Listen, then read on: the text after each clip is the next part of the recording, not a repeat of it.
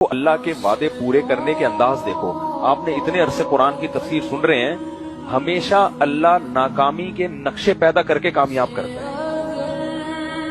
اللہ موسیٰ علیہ السلام کی والدہ کو جب حکم دیا نا صندوق میں ڈال دو میں لوٹا دوں گا, تو اللہ یہ بھی تو کر سکتا تھا صندوق کسی باغ میں جائے یا کسی گاؤں میں چلا جائے جو فرعون کی حکومت سے دور ہو, پھر موسیٰ علیہ السلام کی ماں وہاں سے جا کے لے آئے.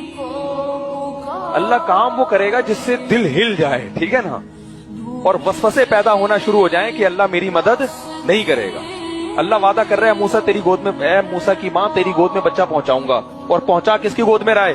فرعون کی بیوی کی گود میں.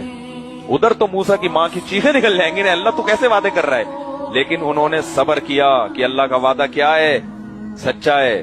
تو اللہ کہتے ہیں ایسے ہم نے گود میں لوٹا دیا تاکہ موسیٰ کی ماں کو یقین آ جائے کہ اللہ جو وعدے کرتا ہے وہ سچے کرتا ہے. لیکن اللہ کہتے ہیں وَلَٰكِنَّ أَكْثَرَهُمْ لَا يَعْلَمُونَ, لیکن لوگوں کی اکثریت یہ بات نہیں جانتی. لوگوں کی اکثریت یہ ہے کہ اللہ کے وعدے سیاسی وعدے ہیں, وعدے تو بہت کیے ہوئے, ہوتا کچھ بھی نہیں ہے.